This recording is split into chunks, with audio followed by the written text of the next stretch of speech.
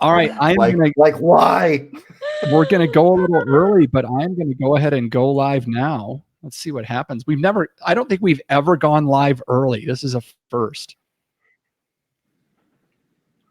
So like Jeff McKinney's not going to be ready. See, it's not available right now. So I probably need to go into the YouTubes and say we're going to start a little early.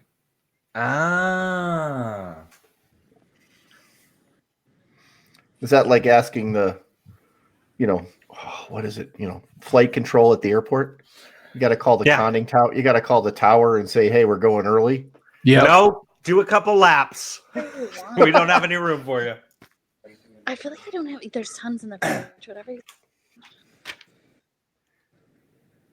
Air traffic control.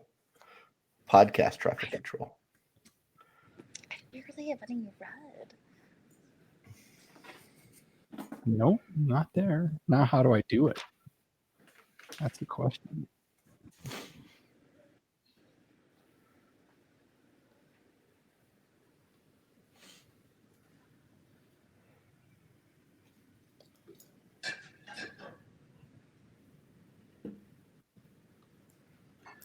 Oh, wait, it says live. It says we've been live for 1:20.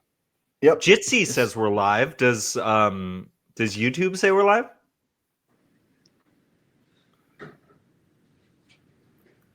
Jeff, YouTube says we're live? Yeah. Jeff, ask your mom if she can see us. She's at the refrigerator getting her Diet Pepsi. Right. Let's see. These guys are going early. I got to get my Diet Pepsi.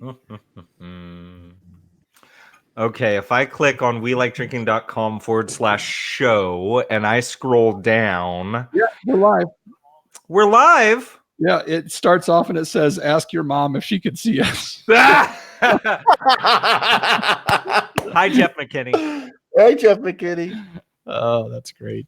Okay, so I can get rid of that. I need that. I don't need that. All right, so I think we're all set here. Cue the music. All right, here we go. Hey, this is Bianca Bosker. I'm the author of the new book, Cork Dork, and you're listening to the We Like Drinking podcast, where you never drink alone. At the sound of the tone, the official We Like Drinking time will be 5 o'clock. Commence consumption.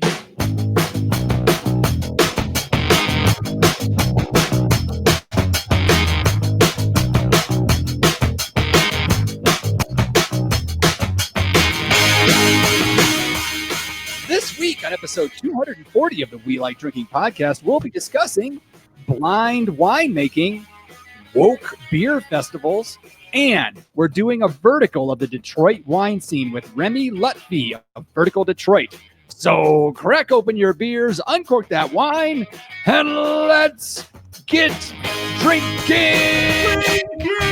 Drinking! Oh my goodness, listeners, we have so much to get through tonight that we are not going to waste any time. And I'm going to start by saying cheers, my podcast drinking friends, and welcome to episode 240 of the only two-time award-winning topical beer and wine education podcast focusing on fun. We like to have it. Listeners, you may not know this. We did make finals of the podcast awards. So this is going to be the episode. This is going to be the episode that wins it for us. So judges listening, just give us all 10s. This show's going to be awesome.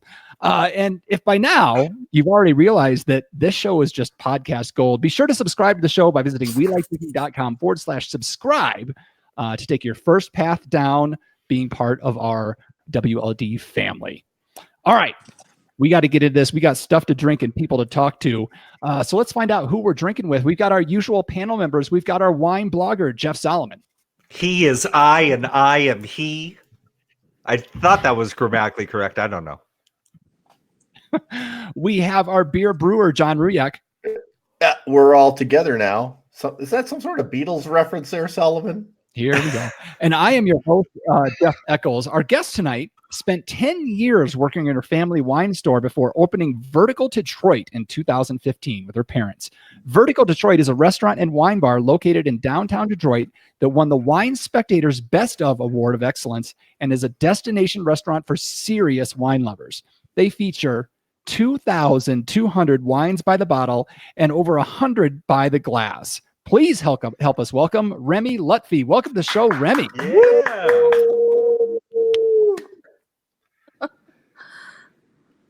Can you hear us, So Remy? yes, thank you so much. So happy to be on. Thank you for having me. Yeah, we're excited about this. I think we really should be in Detroit for this episode, you guys. Yeah, I'm feeling, my wine library is about 1,992 varieties short of that. Yeah, we should be taste testing, is what you're saying. I go. So you can find Vertical Detroit on all the social medias, Instagram, Facebook, Twitter, all at Vertical Detroit. It's nice when you get it all the same, isn't it, Remy? It's just great. Yes, for sure. All right. So welcome to the show, Remy. Let's find out what everybody's drinking. Jeff Solomon, what's in your glass tonight? In my glass tonight is a tried and true favorite of mine.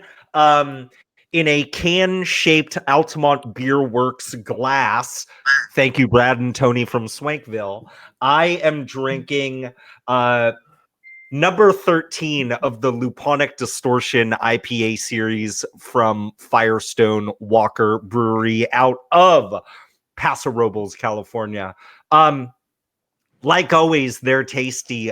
Recently, the Luponic Distortion series is going into like a lot of different tropical flavors, but it's still holding on to this just really light and nice and approachable IPA that's not over the top boozy. It's only 5.9%, and I can dig it. Oh, yeah. Nice. I am always jealous of that Altamont glass when you drink out of it. I'm like, damn, I want one of those. I got 2 of them. I'll tell Brad and Tony to buy you one. You want one that looks like the A's, or you like the Giants setup there? I prefer the A's. Okay, all right. I'll see what we can do. All right. Yeah, I don't know all the stains that you can't get off of your glass in your dishwasher either. You sound like my wife. Well, rinse that thing out before you put it in there. Remy, what are you drinking with us this evening? You know, I actually was just finishing up a glass of 2016 Terranere. Nice. Rosso, one of my favorites. I love Sicilian wine, but I just opened a bottle of Pudericiona Rosé, one of my favorite producers from Tuscany, 100% Sangiovese Rosé, good friend of ours, and I'm just proud to be drinking his wine and selling it. That's awesome. I'm jealous. Yeah, you want to trade? I'll send you a glass. I'll send you a glass that looks like a beer can. I love that. I guess I'm just Italian kick over here, you know. John, what do you got? Well, I was gonna have I'm getting ready to keg the Oktoberfest at work next week, and I bought a 6-pack of Santa Fe Brewing's Oktoberfest, and I had a can last night to kind of, do some comparison. Theirs is a little smokier than ours, but we made some spicy Thai carrot soup for dinner tonight, and Sharon said, hey, let's open a bottle of wine. What should we open? And I said, how about some Syrah? So I opened a bottle of Syrah from that winery up the river in New Mexico. Oh, nice. Vivac, folks. It's delish. It's awesome. Really, really nice. Awesome. And, it's been kind of warm here a little bit, so it's been kind of nice. So I am going from the Sonoma Valley in Sonoma County, 2017. This is the Steel Chardonnay. This is from the Parmalee Hill Vineyard. So just a kiss of oak, not too much. So it's really nice. It's got a nice little vanilla play to it, but not overly done. So very nicely done Steel Vineyards. Awesome. All right. Hey, for a second, I thought we were going to do weather talk. By the way, it was 114 in my neck of the woods today. Wow. Yeah, No that's thanks. right. Yeah, no thanks. All right. So Remy, we're about to get down with the show. We'll get to your interview first, but first we gotta make sure everybody's synapses are firing on all cylinders with a little bit we like to call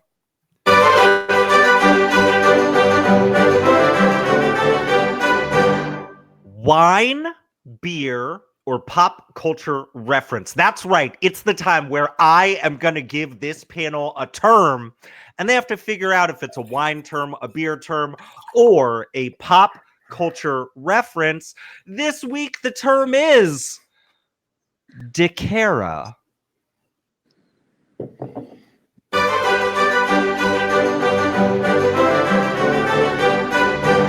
Is Decara a wine, a beer, or a pop culture reference? John Ruyak coming out of the Southwest. What you got? Well, Mr. Solomon on the West Coast, would you mind spelling that for us, please? Capital D EKKERA. Actually, hold up. I'm sorry. Lowercase d. Lowercase d EKKERA. Decara. Oh, so there's an apostrophe and the E is capitalized. No. No, the E isn't capitalized? Lowercase d man, EKKERA. Decara. That changes my guess completely. I'm going to say that this is a wine term and it has to do with the winemaking process, and I'm not exactly sure what that might be. Okay, John Ruyak out of the Southwest says that Decara is a wine term and it has something to do with the wine making process. Remy, what do you think? What is Decara, a wine, a beer, or a pop culture reference? I'm going to go with a beer reference. Is that terrible? I'm throwing it out there. Nothing's terrible. Any particular reason? Like, what are you thinking when you hear Decara? I have no idea. And by the I'm way, lost just here. the fact that it's a 33% chance is as good enough as any. Right? I was so happy with your hams reference the other day when I heard that podcast. Oh my! Completely lost.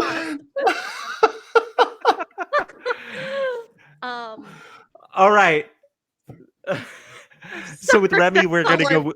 No, that's fine. With Remy, we're gonna go with a beer reference. Jeff Eccles from Mountain High, Golden, Colorado.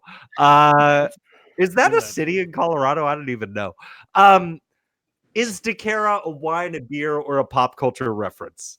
Well, I'll go ahead and I'll just complete it so that somebody's going to get it right, and I'll say this is a pop culture reference. And you know, Jeff Solomon, he likes to consider pop culture references friends that he's had like in his past. So I'm gonna say that this is a reference to his wife. It's Decara, his wife. It's Decara. That's what she used to call herself when she hung out with Dikembe Mutombo. That's right. Denied. No. Okay, so Decara, here's what's interesting. Jeff says, let's complete the circle to guarantee that one person is right. What is beautiful here is that Jeff Eccles, by completing the circle, guaranteed that he was the only one that was wrong. Because Decara is a spore-producing form of the Brettanomyces yeast genus.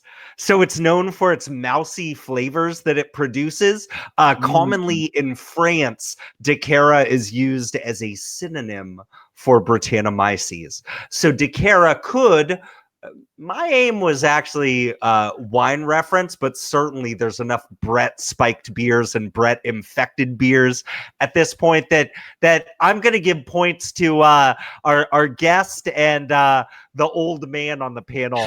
And for Jeff Eccles, you're awarded no points for DeCara.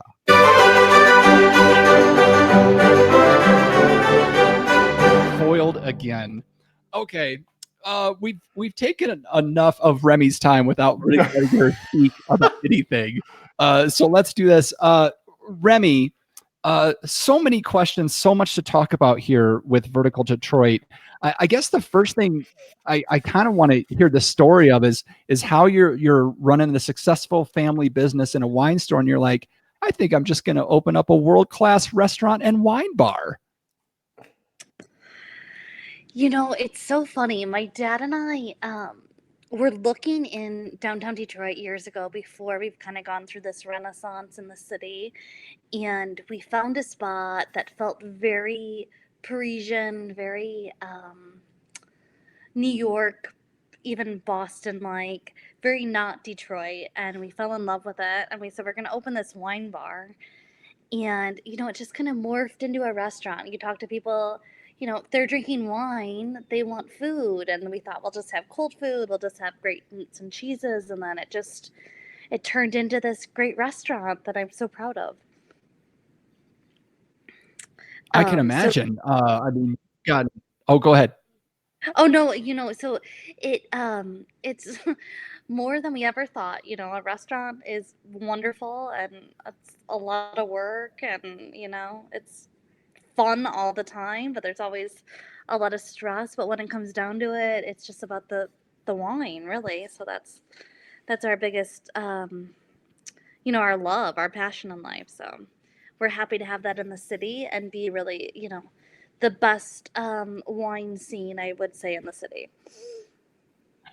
Yeah, you know, and you brought up kind of the renaissance of Detroit, and you know that may come as a surprise to a lot of people. You know, they may be thinking it's a crazy idea to some of our listeners to open up, you know, such a a refined place in downtown Detroit. So, what can you tell us about downtown Detroit? You know, and how it's coming, how the renaissance is going, and specifically like to the food and drink scene. How is that in the area? Oh my God, it's over the top. I'm so proud of the city. It's such a great little community. Everyone supports one another. I have lived in the city since I graduated from college. You know, I guess how long now? Oh my God, 8 years ago. And it's changed so much. We've gone from having 5 restaurants to 50 restaurants to 70 restaurants. Wow. And everything is so special and so unique. And I would say there's so many small independent restaurants, not a ton of chains, and so many restaurants that focus on, you know, what's unique to the city, you know, great local produce, pardon me, you know, great craft cocktails, great Michigan beer, all that jazz. And, you know, I'll say that Vertical definitely specializes in wine, which sets us apart again from a lot of our competitors. But it's just so exciting to see something different at every turn, you know?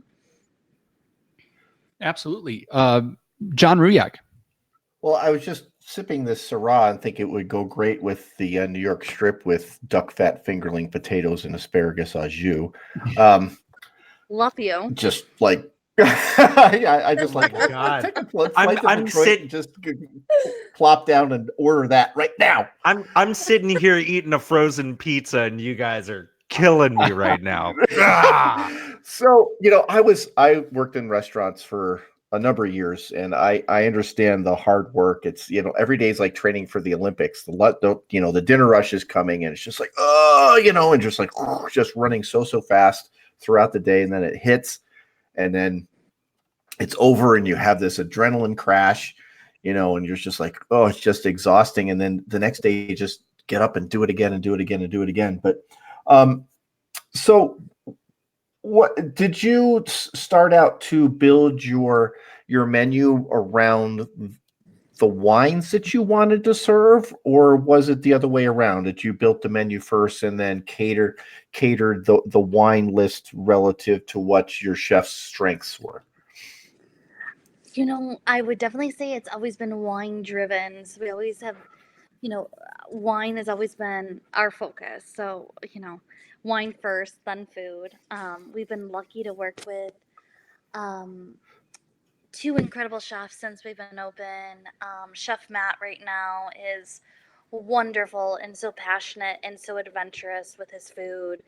Don't get me wrong, we definitely are a protein driven restaurant with a lot of great steak options and lamb options, also some great seafood. But everything is definitely focused upon our wines by the glass and definitely our bottle list.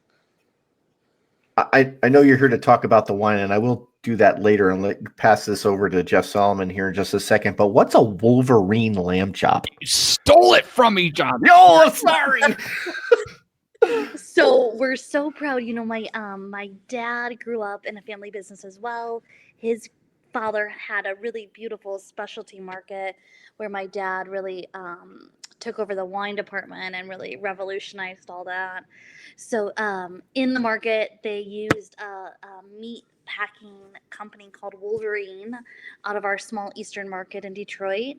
And we're really proud to have that relationship today. And we source most of our meats from Wolverine. And Wolverine does a really special cut of meat called a lamb strip for us. And they also do our incredible lamb chops. They're all Michigan products, so Michigan lamb, which we're excited to have. Really great, tender, flavorful, and again, pairs well with everything, including that Syrah in your glass. So like a lamb strip would be like the back strap of a lamb, like You've got it over the. Okay, yeah. My hunting career comes in handy. Okay. Nice. So to answer your question another way, John, no, you don't get to pick up the rack of lamb with the bones sticking out of your fingers and fight crime. Okay. Well, darn it. I guess that's what a fork is for. So Remy. Yes. 2,200 bottles of wine. You're getting accolades from all over the place, from the Wine Spectator. Considering the size of your list and the esteem that it has, is there a concern that some customers might be intimidated by what they see from your wine selection when they walk in? Oh, that's always been a concern of ours, and I think that's always a concern with wine in general. People are just afraid of things they don't know.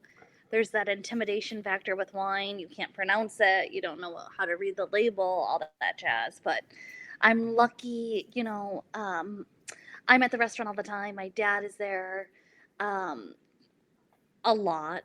And then we have 3 somms on staff that try and break it down for all of our guests because we want people to feel comfortable there. We want people to be happy with what they're drinking and feel comfortable with what they're purchasing, So most importantly, we want you to love what you're consuming. So we want you to come in and be happy and try something new, but also have the opportunity to buy what you like, whether it be Sonoma Pinot or beautiful wine from Lebanon. We have it all, Nice. And to follow up on that, with a wine by the glass list that big, I'd imagine that you get a lot of folks that maybe are feeling a little bit newer to wine, that feel really safe in exploring that.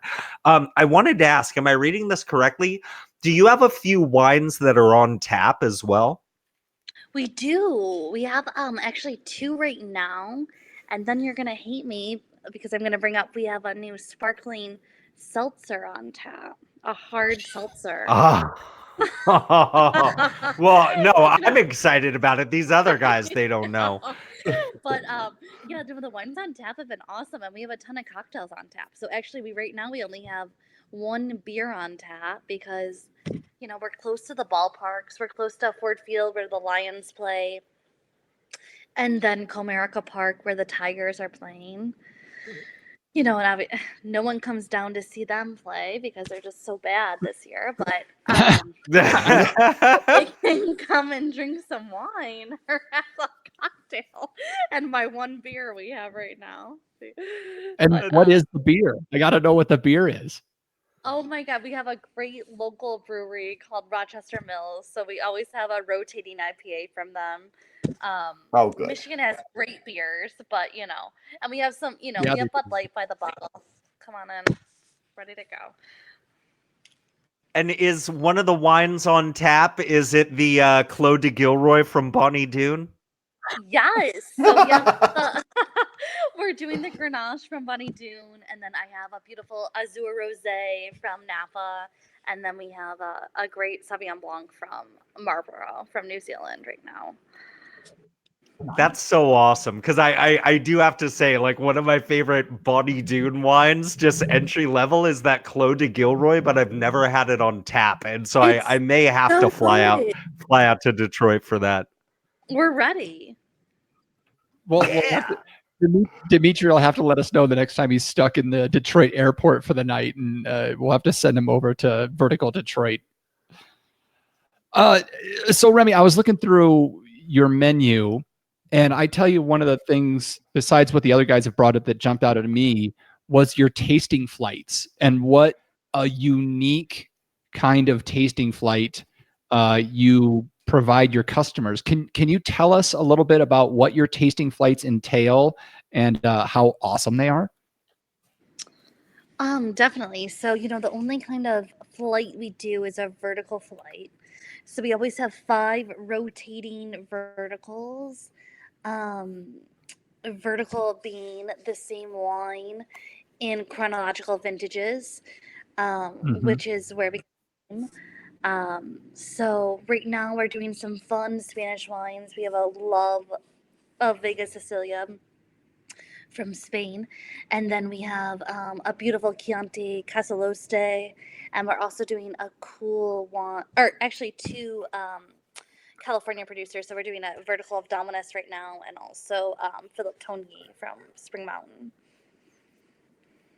That's got to be a pretty popular little thing that you have going there. I mean, not a lot of people get to taste a whole lot of verticals, and here you can just go get 5 of them from you.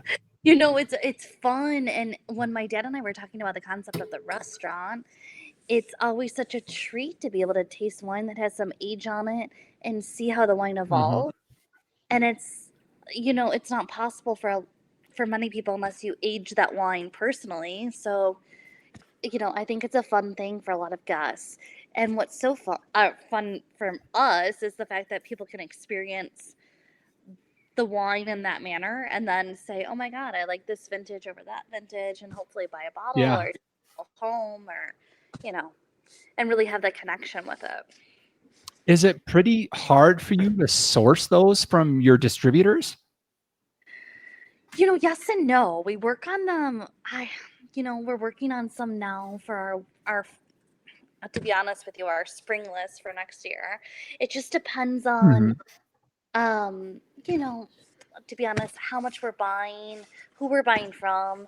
Sometimes they'll take things, my parents' cellar, and use it. And it's also just a fun way to show, wine that we love. Sometimes the wine doesn't sell as well as I want, but I'm just so proud to have it that I'm like, oh my God, let's just do it. Like the Dominus it's an expensive flight, but we're just believers in those wines. And, once in a while, someone will have that aha moment and they're like, oh my God, this is just brilliant. This is why I drink wine, because it's just so good. That's amazing. Hey, Mom. Hey, Dad. I'm headed over to the wine cellar to grab your last bottle of this to finish off this flight. No, we changed the locks. That's like me with my dad, Stop it. You can tell that. Jeff. Yeah, I was thinking how natural it seems. Like I guess a lot of folks would talk about it being a leap, like going from wine into now all of a sudden having like this awesome restaurant with a killer wine list. But it just seems so natural. Wine and food go together, and I think the majority of us on the panel and listening to the show really do treat wine like food. I've got a two-part question for you.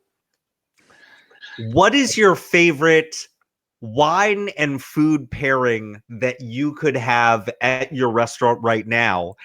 And what is your favorite food and wine pairing for when you're off the clock and back at home and you're just scrounging up whatever's on hand? Like, do you have a dirty little secret? Like, is it Cheez-Its and boxed wine?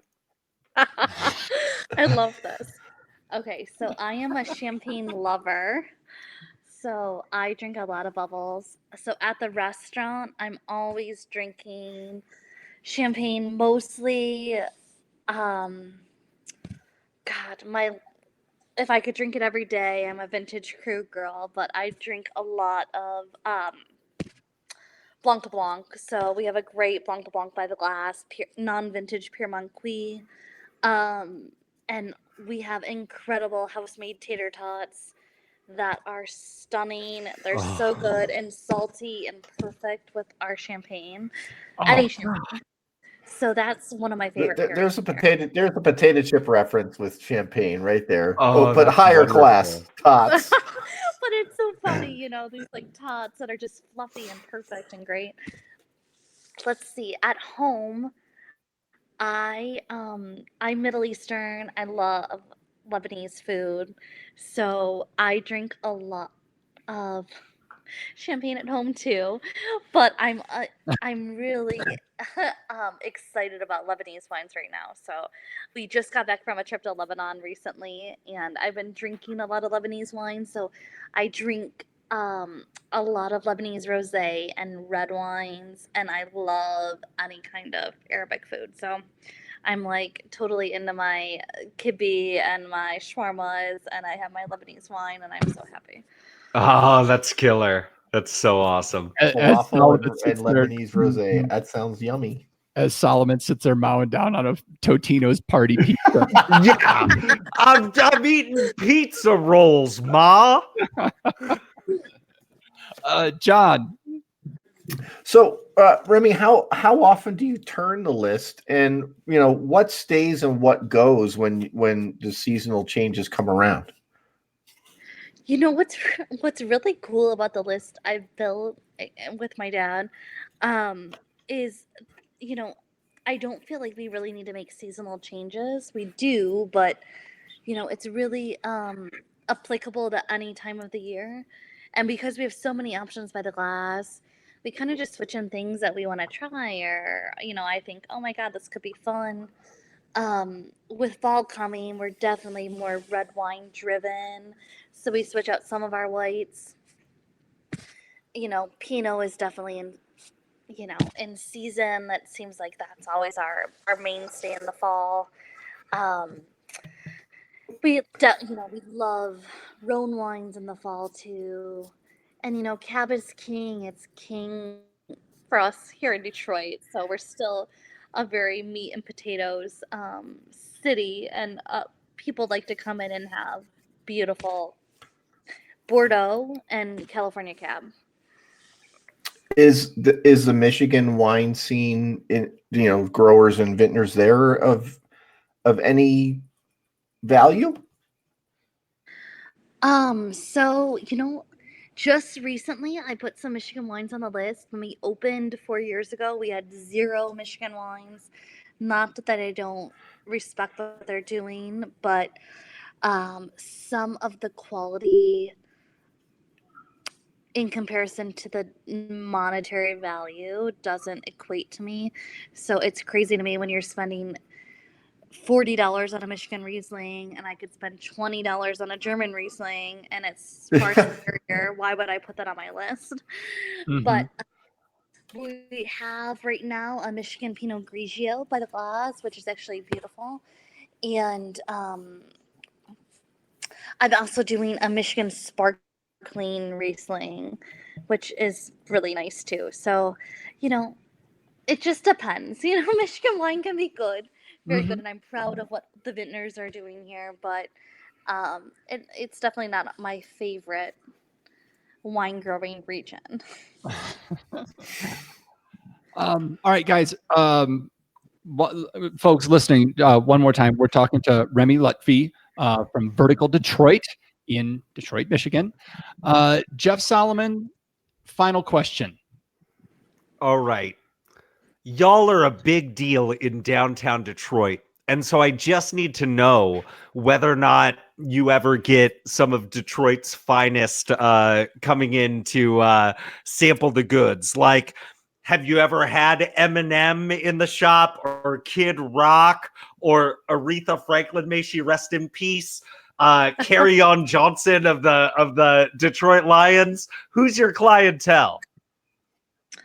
We do get a lot of sports figures in the restaurant.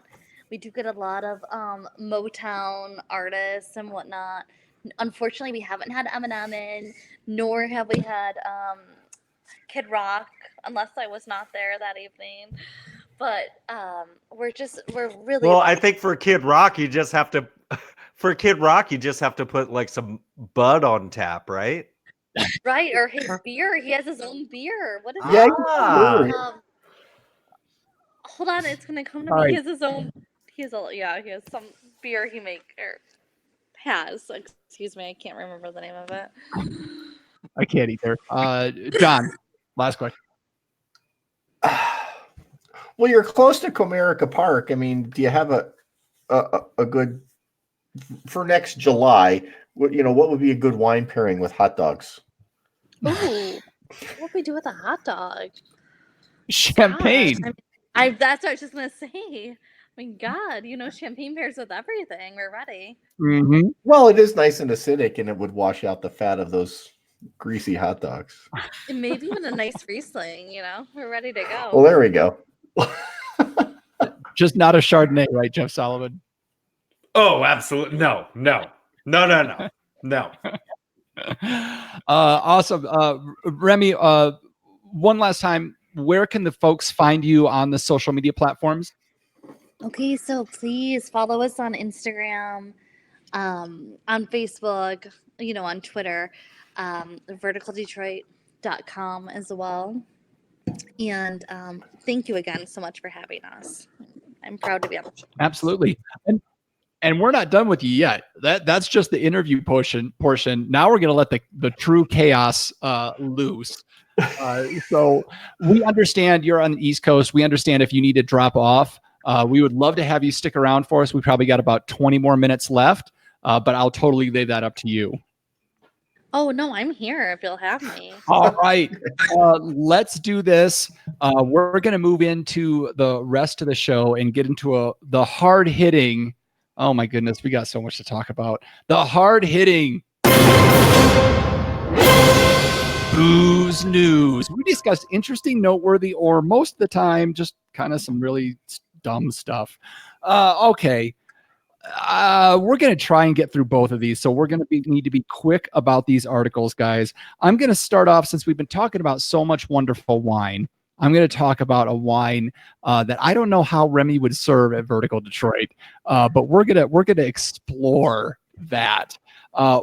This was sent to us by one of our supporters on Patreon, Stephanie Davis, formerly from the Wine 25 podcast. So Stephanie, thank you for forwarding this to me. This is it's called Untouched by Light. So this is a sparkling wine that it hasn't been released yet, but this is going to be coming out of Slovenia, out of the Rogana vineyards.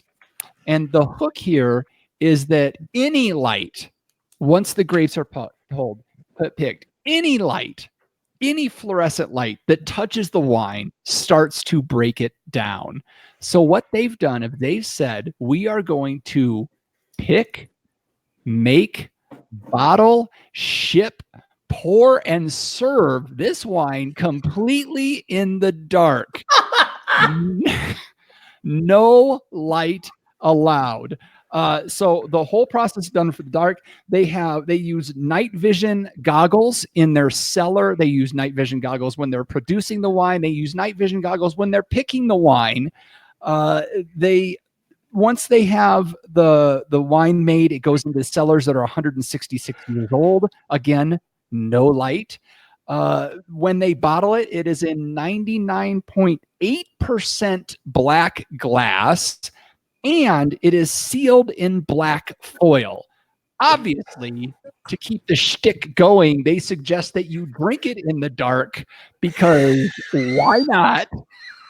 So I honestly, we talk a lot about gimmick stuff, but this one I love like to no end. So I want to get your guys' thoughts on Untouched by Light. I am going to go to Solomon first so that John can compose himself. Yeah, the problem is I keep trying to do a vertical of that one, but I keep grabbing the wrong year. I can't read the labels. You've got to have your night vision goggles. The night vision goggles. When you're tasting so the wine retails for $20, but then I got to buy $500 night vision goggles to read the label. I have no idea on the pricing. It's pre-order only. But you make the money back on the rebates from PG&E for turning your power off.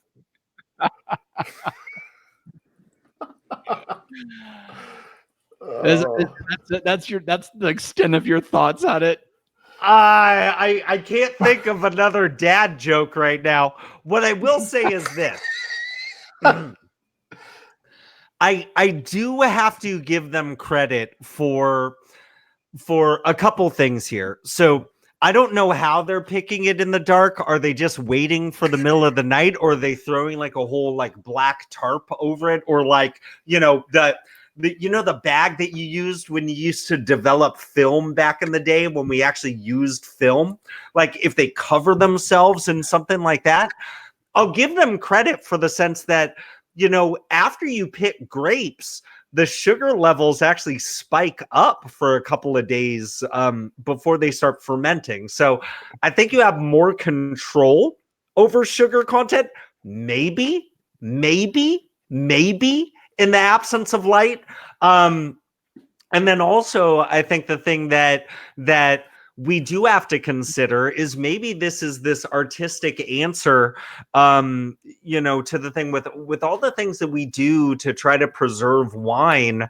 They do say that the biggest factor in wine spoilage while it's in the bottle is light. Mm-hmm. And so, of course, temperature fluctuations can be an issue, but if it's at a constant temperature in the absence of light, you are going to have a more stable product. But shit, it's a sparkling wine. It's in your fridge in the dark anyways. How do you know? I can't see it. Depends on how indecisive you are. I mean, I don't know how many nights I sit there for 27 minutes, opening the door and closing the door, open the door. It's waiting for something to magically appear that looks appetizing. So yeah. I appreciate the artistry of that. So much of wine is telling the story, right? Mm-hmm. Yeah. And so much of wine from a consumer perspective is, do I like the story and do I like the label? And granted, you can't see this label, but what you can see is all of the thought and the care that went into this. And so I don't give them any grief for that. It's an artistic answer to people that are buying wines by the pretty pictures on the label. Yeah. And to answer your question, based on their site, like they have pictures of them in the dark with goggles on harvesting the grapes. So not with fluorescent lights beaming in. They're just out there. I guess they have to wait for a new moon before they harvest. So it's a lot that goes into it. So Remy, I guess with this one, what would a tasting look like at Vertical Detroit? If you brought this in, would you have to just shut all the lights off and tell everybody to hold for a moment? What do you think of this? And can we expect to find it at Vertical Detroit anytime soon? I think this is so delusional, this whole process. I don't even know what to say. I'm so sorry. No, I guess your answer would be no. But it's intriguing. I mean, there's always some new kitschy thing in the wine business, right? So here we go. Yeah. I mean, you've got a broom closet or something, right? If somebody orders it, they can have a little like table in there that they could go Chef's taste. table in the closet, ready to go. Sommelier table in the closet, ready. Okay. That's All right, perfect. The menu is limited though. You're not allowed to serve soup in the dark. So that's just You can only find it on the menu if you have a black light that you shine over the visible ink. All right, John Riak, if you just need to So, I mean, if you're drinking it in the dark, I mean, and all of a sudden you're like, whoa, is that a wine stem or a cricket leg I've got stuck between my teeth? I mean, if you can't, it's not for me. I mean, no. I think it's fun. I think this is it's a lot of fun. Jeff, I think they hit in our. I tell you what, all of us got a good laugh out of it with the thoughts of what we could do with this. But they list all kinds of science behind their decision to do this on their website. So they could like do bioluminescence on their labels and just like kill lightning bugs and just put it on the label and just do that on their bottle. Yeah. All right. Okay. All right. Let's move on from that one. You can find them if you're looking to pre-order it, you can find them at untouchedbylight.com. Isn't it funny how all these wacky things don't actually exist? It's just a real. You can pre-order it. Sure, you can. Okay. Yeah. Along with some blue wine. You guys go do that. Tell me how that turns out. All right. Let's move on to the UK. So this is a bit of a history lesson. I don't know how any of it turned out, but we're going to talk about it anyway. So there's a UK beer festival. It's called the Great British Beer Festival. This ran last week at our recording time of August 14th. They made a decision at this beer festival to no longer allow beer or clothing or anything else that had sexist names or inappropriate designs to their names. Some of the examples were Dizzy Blonde, Slack Alice, Leg Spreader, Village Bike. I mean, just, not good names. And they did it because, they found that like 62% of women didn't want to buy beers with these kind of names. So they said, we're just going to ban them from the festival. If you're a producer of these beers, you can't bring them in. I don't know how this turned out, but I was interested to get your guys' thoughts on the stance that the festival took. If you agree with it, disagree with it, and just your general thoughts. So John, we'll start with you this time. So, gee whiz. I mean, I hate to say it, but did they have any beer at all? Right. We had, when I started Angry Goats Brew, we had some double entendre going on with the names of our beers, but it had to do with inside jokes relative to hockey, right? It had nothing to do with sexist type of stuff. I just think, well, I'm glad they did that. You know me, I'm not very politically correct, but that stuff's just rude. And it just shows a lack of imagination, really. Yeah. I understand coming up with beer names is tough. I mean, we've gotten to the point where we don't even, and lizard tail, we've got 3,000 different species of lizards we could name our beers after, but after a while it just gets kind of redundant. And particularly for specials and things like that, we just go with what it is. It's an extra IPA, it's a porter or whatever. We just let the beer speak for itself. So I think I like this stance. I think it's a long time in coming. It's just, why are you turning off 52% of your potential customers? It seems dumb. Yep. Remy, so we don't see this a lot in the wine world, and since you only have one beer on tap, you don't have to deal with a lot at Vertical Detroit. But what are your thoughts on this? I'm sure in the alcohol industry you had to deal with some BS, and so I'm just curious on what your thoughts on this are. I second John's opinion on all that, and there's always something going on. Yeah, I don't have the best of stances on it because we don't sell a ton of beer, but yeah, Detroit is we, like I said earlier, we have a lot of great beer in the city, and I wish I could see more, but I don't have the best of thoughts on it.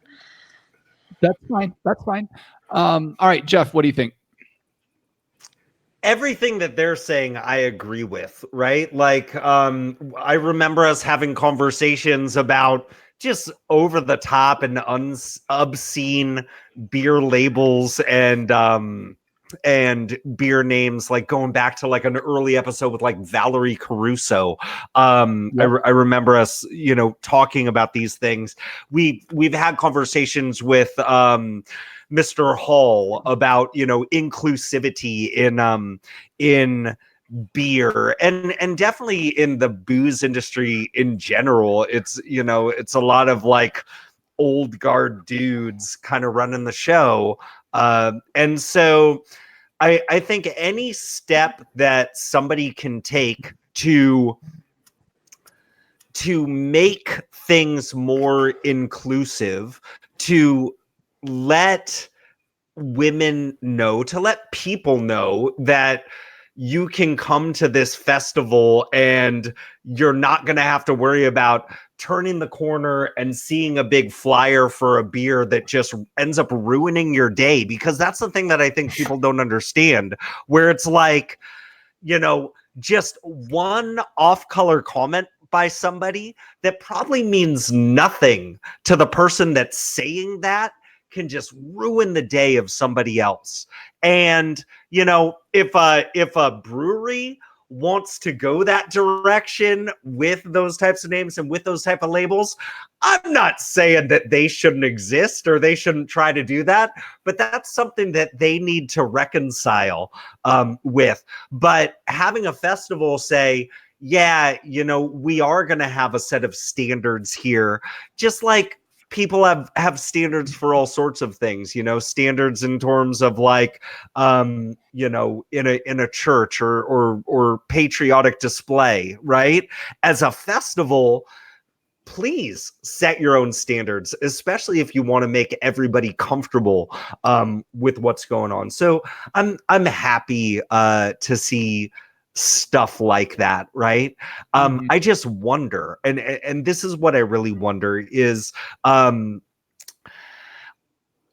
was there like a group of like counter protesters that were standing outside of the festival just being obnoxious and douchey? And as awful as that would be, it's like I'd love to see that on the news just so everybody can look at like who all the bona fide jerks are, right?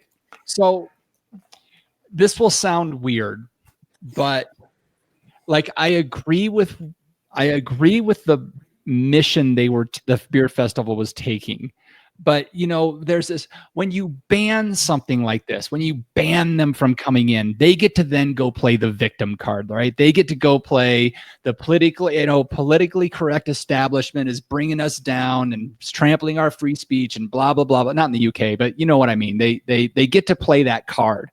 I almost wish that what a festival like this would do would be like, okay, we're going to let you in, but we're going to put you off in this like special area that's kind of blocked off, and you just got to kind of be a douchebag to want to go in there, to let them see for themselves what their beer names or what their decisions and their labeling is having on the clientele that likes beer, and to have them sit there at an empty table with all these other hundreds and thousands of beers with lines up, and they just got a bunch of bros being all bro-gasmic in their tent, and that's all that they've got. So, you know, instead of letting them say, oh, woe is me, look at them, bring us down, to let them actually go and see the ramifications of their decisions, I think would be a much more powerful impact to those companies.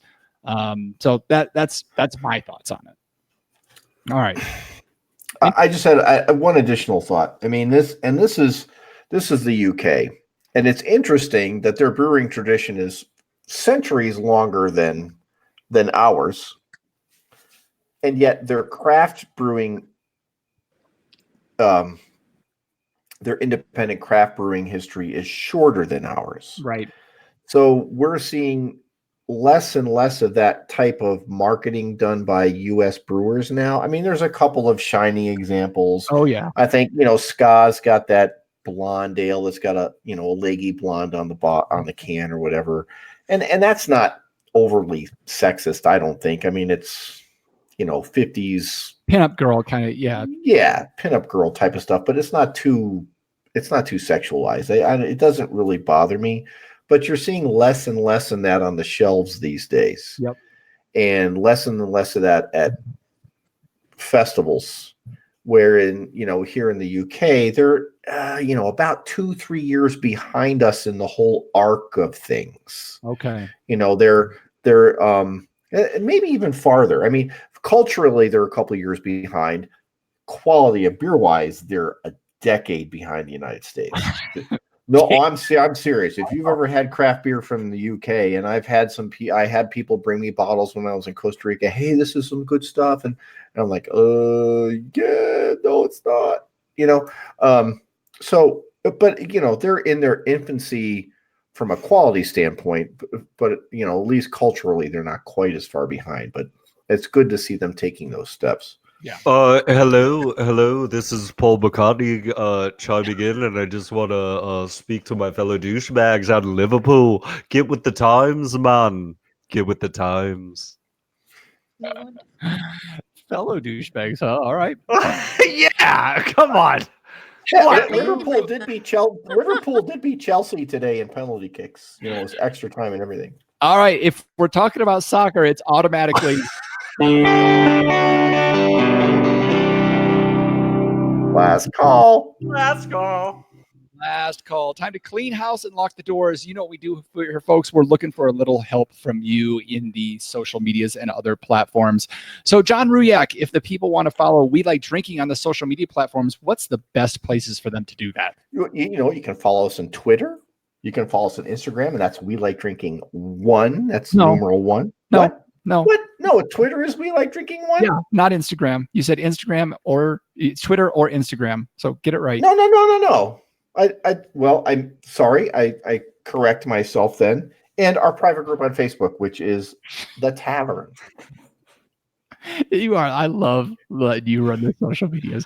Remy, one last time, if the people are looking to find Vertical Detroit either online or on the social media platforms, what's the best way for them to connect with you?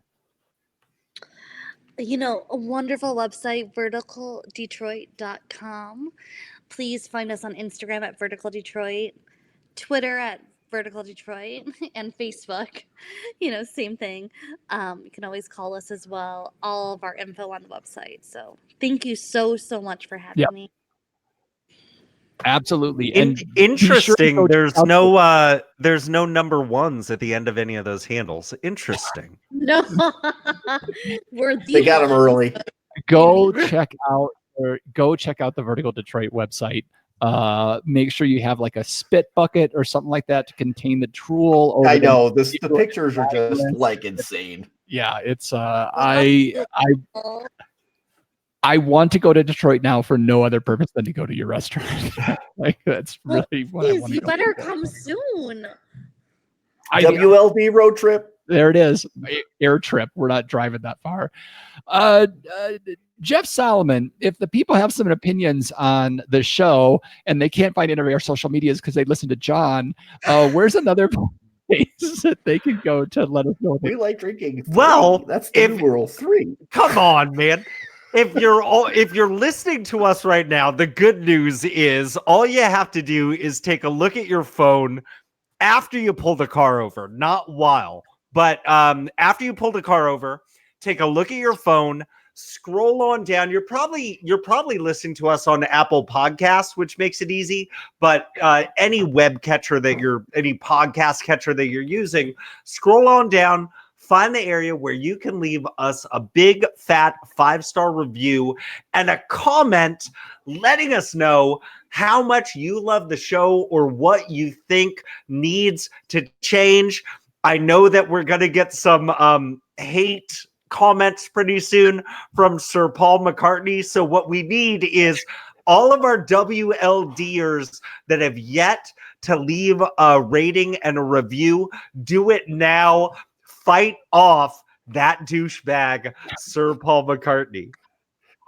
What? No, Paul McCartney's not calling us before Jimmy Page calls me. Oh, I thought we were so far past that.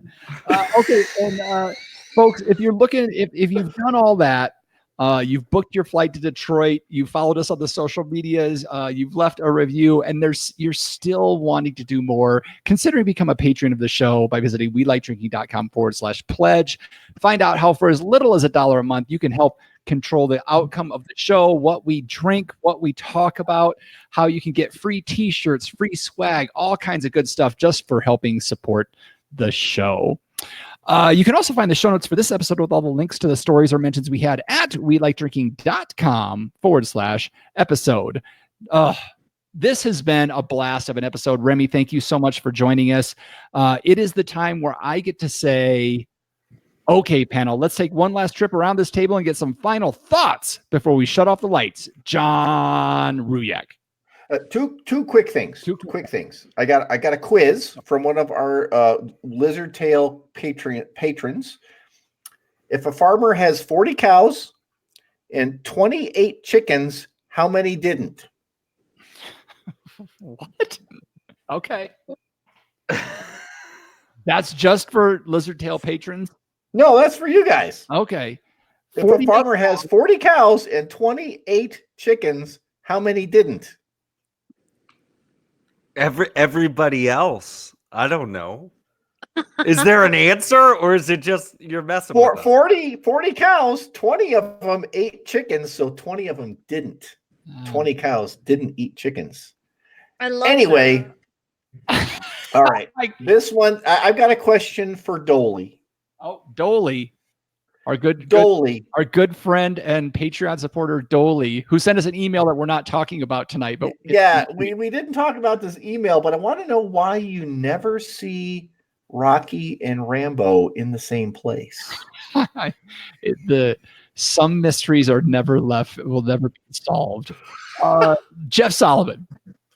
I don't know. I feel like while it's not cannibalism because it's not the same species. Like there's something just wrong about a cow eating flesh, and I'll just leave it at that. Whoever gave you that came over from the old green card shop next door. Yeah. The dude actually works at a nursery. He works with plants all day. Yeah, I think he was working them a little too hard. All right. Thank you. Thanks to the two of you for the great lead in to Remy. Remy, any final thoughts before we let you get out of whatever this is happening right now? No, thank you all again. It was such a pleasure to meet you, and hopefully everyone will come visit. We can't wait to have you in the Motor City and drink some good wine and some beer and have some good food. Absolutely. How far are you from the airport?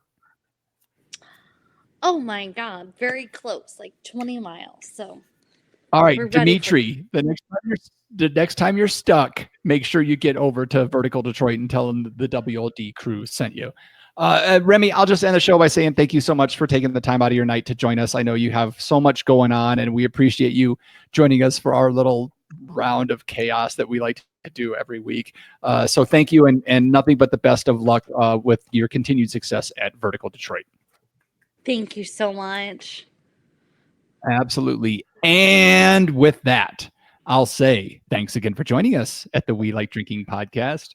Where you'll never drink alone.